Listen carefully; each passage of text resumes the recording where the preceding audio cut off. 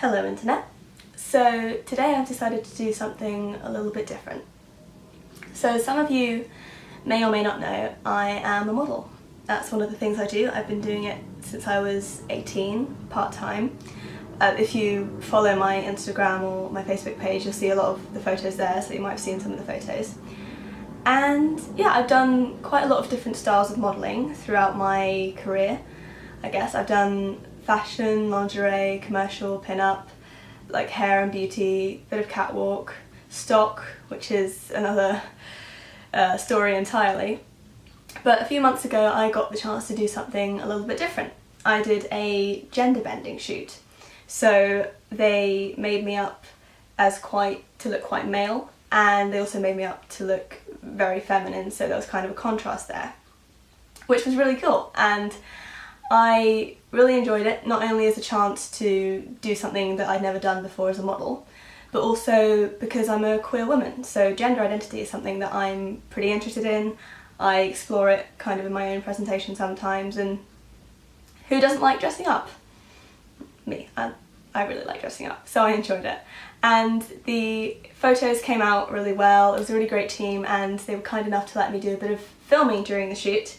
Hence I'm doing this video because I've got some footage to use up. So yeah, I'm gonna roll some of the footage and talk about it, and it can also be like a little behind the scenes thing if you're interested in seeing what I do on a shoot. But doing the shoot also got me thinking about gender and modelling and sort of the roles they play in each other's worlds. Because I've always thought of modelling as almost kind of a few steps below drag. There's a huge element of gender performance in it. And despite the fact that there are a lot of types of modelling, it's not just catwalk or what you see in fashion magazines. There's alternative, fitness, pin-up, parts modelling, plus size, and despite the fact that you do get a lot of androgynous looking models, especially in high fashion, and you are getting some trans models too, which is great, becoming more successful. Despite all this fact, within mainstream modelling there is still a huge sense of gender identity, heteronormative gender identity, in the ways that models should look, men and women, and in the way that they're shot, the way they're posed, the angles, the kind of vibe and tone of the shoots. There's still very much a strong sense of gender division. Like, all the men are 6 foot and built, all the women are 5'7" above, like small waists, curves, everyone's got very symmetrical faces. There's definitely still a huge element of that within modelling, within the fashion world. So yeah, I thought that this shoot would be a chance for me to not only experiment and have some fun, but kind of see things from the other side. See how male models feel, how they kind of pose, how they get that across. So yeah, I'm going to stop rambling, I'm going to roll some of the footage and just sort of talk about my thoughts. So let's see how that goes. Hooray! You got to say to your viewers, to your people. Of which there are not many. Say, it's fine. But no, yeah, this is my round alter ego. Probably called Hans or Lars or Hans. The brother my brother never had. You've already got a brother, basically he's spitting in his face. I've got an older brother and a sister, so that's good. I could send him this and be like... You're like, this is what you could be, if you really put your goddamn mind into it. If you stepped your game up. Like. Yeah, look at this shit, look at this. Oh yeah. Okay, so this is me in my male get-up. I really hope that was obvious, otherwise it's going to be a very long video.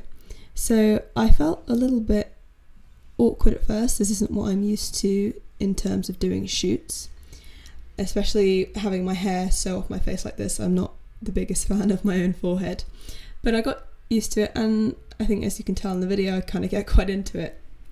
So I'm wearing 2 sports bras underneath that shirt to try and flatten myself down a bit. I didn't do a full chest bind or anything like that, but it kind of worked. I think if I did this again, I'd want some shoulder padding, maybe something down my trousers, just so I could inhabit the physicality a bit more. But yeah, I can see in my poses there's a lot more cockiness than there is normally, or I hope so. There's kind of, it's more aggressive, it's less like flirty, like what I'm doing here.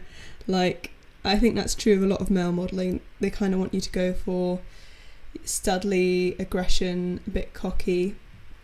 The photographer was saying that I was kind of channeling Jarvis Cocker or like Liam Gallagher in this, which I don't mind. Both great musicians and frontmen, so I'll happily take that.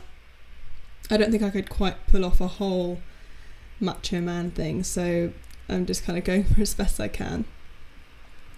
But yeah, I think you can still definitely tell I'm a girl. This isn't a wholly convincing transformation, but I'm definitely somewhere in between.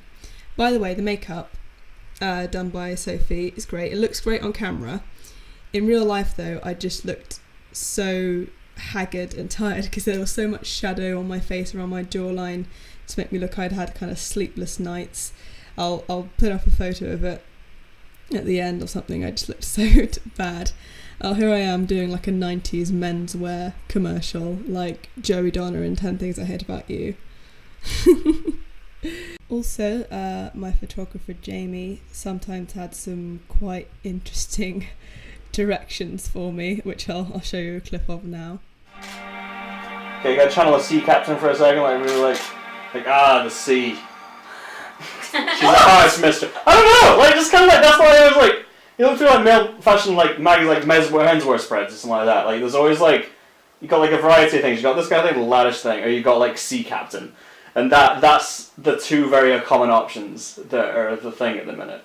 Okay, so like kind of noble staring. Yeah, that's basically like you were. I saw you look over in that direction, you did it but completely by accident, and I just kind of like, I thought it was very funny, basically. Channel a sea captain. Sea captain. Sea captain. Oh, that's good. The sea. I've been there. I've been to the sea. That's alright. Imagine you're stroking a beard. That is. Checking out girl. Yeah, like, That's what I feel like you're doing. She's like, oh yeah. You're gonna replicate the leering that you know you see every now and then. Yeah.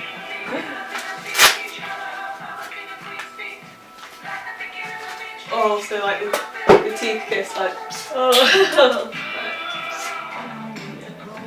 Got to not dance like a girl either. I'm not like, can't be like Papa and just sort of do. If you never like, yeah, you can't dance properly. No. You can't let anybody know you're dancing. That's the main thing.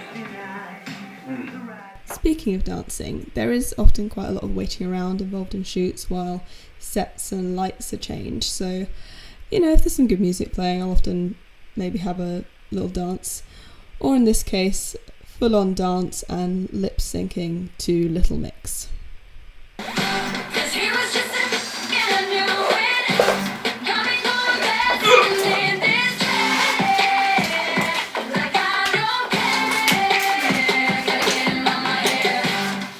Anyway, so let's move on to the female side of the shoot. I think you can see here there's a difference already. Like my face is softer, I'm making my eyes big, my hands and my arms are softer, it's less of a strong posture, it's a lot more kind of gentle, and there's still definitely an element of seduction. Like you'll see me kind of put my hands on my hips to emphasise my curves. I'm showing off my body in a different way, and I think a lot of modelling is about seduction. It often feels like you're flirting with the camera, but I think with women it's all about come and get me. With men it's all about I'm gonna come and get you, which ties into a lot of traditional heteronormative sort of relationships and gender stereotypes anyway. And yeah, here you can see I'm sort of smiling and being all giggly and girly and flirty. I don't think I was smiling at all as a man. I was, you know, smirking. And there was some more great direction by Jamie. Like you've got an enemy and you're at the Oscars, like they're on a red carpet or something like that. It's like, nah, you just gotta keep an eye out, you know? I've done the two very much extremes today. You really have? Yeah, because I'm so good for you. Yeah. Yeah. But it's strange because like I'm somewhere in between because I'm not a complete tomboy, but then I don't go around like this either.